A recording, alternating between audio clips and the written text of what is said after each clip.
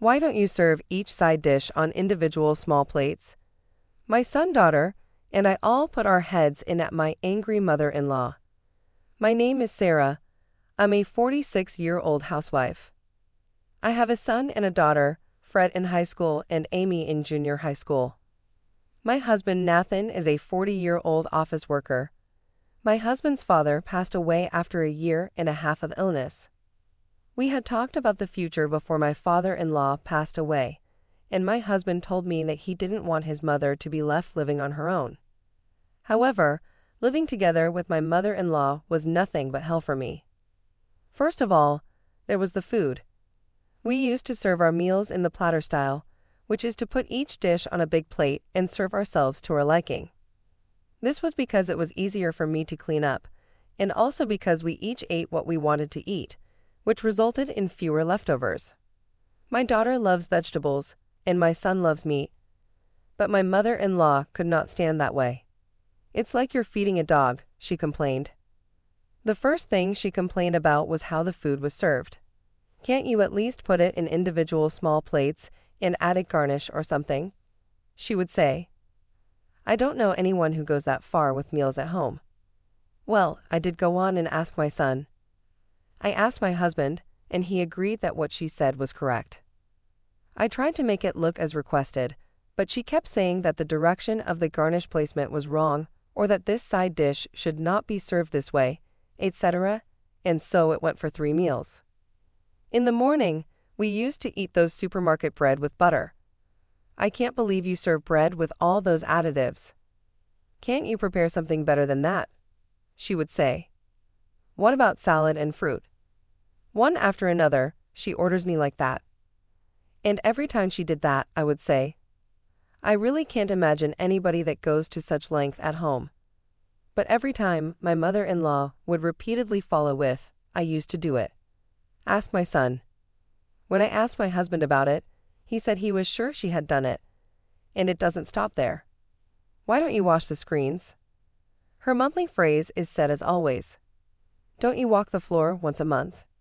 If I followed all these, I would have to get up at 4:00 a.m. and go to bed after midnight. I was exhausted. I couldn't take it anymore. I can't believe that you've done all this, I mutter. You're a housewife, right? You're supposed to be the keeper of the house, keeping it clean and preparing meals perfectly. Otherwise, you're nothing but a parasite sucking off my son's money. She would scold me. A parasite. That's terrible. That's a terrible thing to say to a person. I don't need to say this, but my husband is totally incapable of doing housework, so we couldn't share the cleaning, laundry, or meal preparation, and I have been in charge of all of them. When I invite him out for dinner, both my mother-in-law and my husband say eating out is too tiring. So naturally, we have to eat at home. I have to do cleaning, laundry, and daily routine that my mother-in-law asks me to do, and I had no time to relax. If I mention even the slightest complaint, what are you saying? All I can say is that you're trying to be lousy. If you don't want to be called a parasite, just do it properly. I received my mother-in-law's attack of words at once. I felt my patience running out. So I asked my husband again. Your mother-in-law says that, but I don't think there is enough time to do everything she says. Did your mother really do everything? My husband rubs his chin as if recalling. Yes, she sure did. We each ate with small bowls of side dishes, and I remember there were several kinds of bread. I mean, I've seen my mom do it, so it's hard to tell what a child likes and dislikes. When it's on a big plate and it's hard to get them to eat properly, so I guess mom's right. Anyway, what she says is correct, so make sure to listen to her, he says. No, he can't be serious. There's not enough time to get all of it done. Just as I was thinking that, an incident happened. I went shopping with my husband, and when we came back, there was a reform contractor at our house. What are you doing? We're blocking the ventilation fan in the bathroom, my mother-in-law said. What? I had no idea what she was talking about, so I let out a crazy voice. Sure enough, the man had put something like a board on the fan. Wait, if you do that, the smell will be trapped. That's impossible, I said. Then my mother-in-law continued, whose fault is it that I have to do this, huh? What, me? My voice cracked. Yes, it's your fault. I don't get it at all. What? I've never done anything to the toilet. No matter how many times I warn you, you only clean it once every 2 days, huh? If you clean it every day, it shouldn't smell. In other words, we wouldn't need a ventilation fan. I told you so many times, but you wouldn't listen. So I decided to make an environment where you'd have to clean it, huh? I was so shocked that I dropped the shopping bags in my hands. Hey Nathan, this is just a dream. It's a nightmare. I shuddered and pointed at the scene to my husband, who was standing beside me. No way, that's too much, Mom. I nodded my head in agreement with my husband. That's supposed to happen, but what? My husband scratched his head in annoyance. If my mother is saying the truth, why don't you clean it every day then? Then he sighed. You know, my coworker said that after a few years, wives learn and follow their mother-in-law's ways. Listen to my mom and hurry up and learn her ways. Who the hell is this coworker? I'll never forgive him. I was completely out of control. Enough. I've been called a parasite, and I've been told I have to do whatever you say. I can't do this. It was like a dam had burst. I'm going to leave. I ran out of the house. My husband was like, I don't need 2 people doing the housework. My mother-in-law was like, I'm glad we got rid of the parasite. I was worried about my son and daughter, but they are old enough to understand the situation. So they said, do what you and Dad want to do. When I asked them which one they would follow, they chose the one that was more lenient to them, saying, I would rather have a messy but reassuring mother than a father who is fussy about rules. So I'm divorced now. So please let me stay, huh? I called my own parents. Even if there are more people living in the house, the size of the house won't change. You can only use 1 room, okay? And like that, they gave me a rough welcome. They welcomed me with open arms, saying, it's no big deal if we have 3 more people in the family. Thanks to this, my children and I moved into my parents' house without a hitch. And while doing housework, I looked for a job. I had no work experience, but I got a job as a caregiver at a nursing home. Everything went smoothly. I have to do some heavy lifting sometimes, but I enjoy talking to the elderly at the nursing home every day. Maybe I should have gotten a job sooner, I think sometimes, but I didn't have that choice in my life with my ex-husband. When I think about my current situation, I wonder if my guardian angel had guided me here.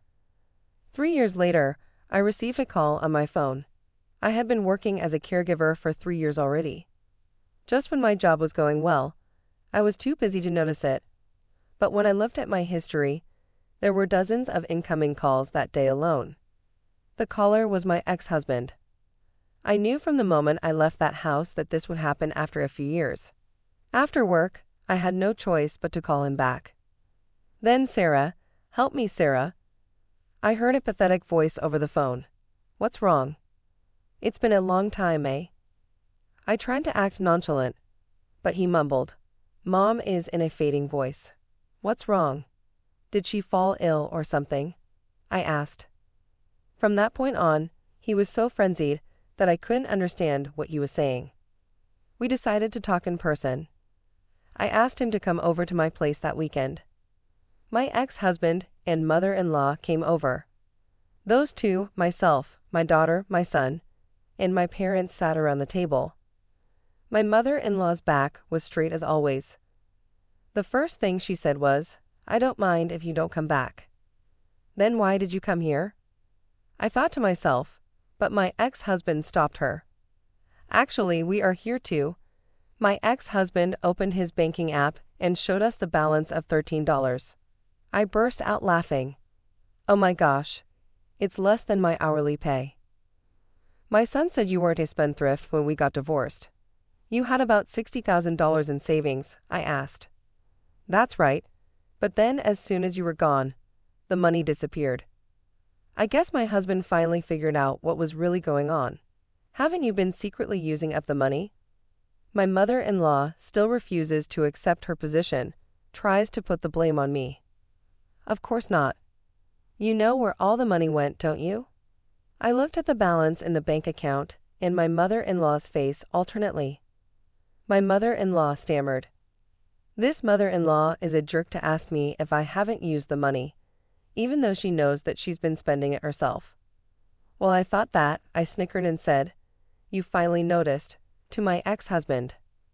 Now it's time to break the story. When we divorced and I left the house, I actually was thinking, if I leave, this house will fall apart within a few years. Let's take the time to explain, huh? My mother-in-law raised her voice as if she had no idea. First of all, we'll have some variety of freshly baked bakery bread and pastries in the morning. You've just been cutting them to serve. Salads and fruits are brought cut up and put on the plate as well. 100% fresh juice is bought in a carton, and for lunch and dinner, it's a simple job of plating the prepared foods bought at the deli section. Even during the holiday gatherings, I've noticed it was all from that luxury supermarket nearby. The food from that deli section has the garnish, right? My mother-in-law is still thinking of possible excuses she could make. I've put each one on individual small plates and bowls, unlike you. Does that mean you've done it just by plating them? That's not right. My mother-in-law choked on her words. I continued, and about cleaning the screen and waxing. I don't think those were amateur cleaning techniques. What? This time it was my ex-husband who raised his voice in surprise. Then, Mom, how did you? It's written in that bank history, isn't it? There, once a month, on a regular basis, where the words house cleaning. You left the screens and wax to the house cleaners, right, mother-in-law? That's not doable anymore. I questioned my mother-in-law sternly. Then my mother-in-law started mumbling something like, I was just trying to keep the house neat. I sighed. What was your father's job again? A lawyer. Well, a lawyer's wife should be able to live with such extravagance. I mean, that's probably why you've been able to do it all this time. But now your husband passes away, and you know your son is just an ordinary office worker, right? Using a house cleaner, buying prepared foods every day. There's no way you can make it financially with that kind of lifestyle. My mother-in-law's head finally exploded at my righteous argument. I have a sensitive taste. I don't want to fill my stomach with bad food. Yes, whatever. So don't you have more to say? I grinned and urged my husband to speak up. Perhaps the most excruciating part was that thing my ex-husband forced out in a thin voice. The bathroom. It stinks. Oh yes, here it comes, I shouted in joy. My parents covered their faces as their shoulders shook at my bizarre reaction. Both of them tried to look angry, but I could see that they were holding back their laughter with all their might. What? So why do you think this happened? I tried to encourage him to say it. But because I'm the one cleaning the toilet. Nope, incorrect. Wait, but didn't your mother used to clean it every day? Why don't you do it now? Then my mother-in-law, as if she had come to her senses, was furious. There is no way I would clean such a dirty place. That was the answer I expected. So you already know. What's the deal? Don't you? Why that bathroom was cleaned every day until your father passed away. Yeah, my ex-husband's father was a lawyer and used part of his home as his office. The assistant who worked there cleaned the bathroom in the house every day while she was there. You mentioned that you cleaned the toilets every day, right? But that assistant only worked on weekdays, right? So he only did it twice a week on Saturday and Sunday. I was doing the cleaning once every 2 days, and you were complaining so much. You wanted to inspect my cleaning or a lack thereof by blocking the ventilation fan to see if there was a smell in the toilet, right? If the smell was still there, you were trying to bully me. As you probably already know, it's impossible to make a toilet completely odorless. That's why there are exhaust fans and windows in the bathrooms. If you block them up, of course, they will smell. My mother-in-law and my ex-husband are so ignorant. So I went in to close up our talk. You called me a parasite who sucks off your son's money, but it turns out you were more of a parasite. And I guess it was fine when you're a parasite sponging off your lawyer husband, but the son who's a mere office worker was too weak to sponge off of. As a housewife, you're supposed to be the keeper of the house, keeping it clean and preparing meals perfectly. The fact that you were able to maintain that with just money and instruction is a miracle in itself. I really admire my father-in-law's patience and determination. And the inheritance that you used up, you should be thankful for me for keeping that inheritance while raising 2 children until we divorced. My mother-in-law shuddered and clenched her teeth, and she had her voice escaping from between her teeth. Please come back. I'm sorry. Is this enough for you? I smiled back at them. No way, Joes. What my ex-husband and mother-in-law shouted at once. I apologize to you. My mother-in-law turned her face red and shouted, but I ignored her and said, it's up to me whether I forgive you or not, and whether I go back or not. There was silence for a while, and then my ex-husband said, Mom, apologize. It's all here in the banking history. Apologize that your standard of living was wrong, that you weren't the one doing all the work. And all you did was buy the food while pretending like you did it and earned respect, etc. My mother-in-law is shaking with her head down. My ex-husband continued, you owe her an apology. If we don't get her to come back, this house won't stand anymore because you've only got $13, right? My son interrupted from the side. I wanted you to apologize, but I never said that I would forgive and return. Once you apologized, and to my ex-husband, I said, there's no benefit for me to go back. You are guilty of not realizing your mother was acting wrong in putting the blame on me. Why don't you go back to your stinky bathroom and eat your luxurious deli? And with that, I kicked them out of our house. Now I'm the breadwinner, running the household with my aging parents and my 2 children.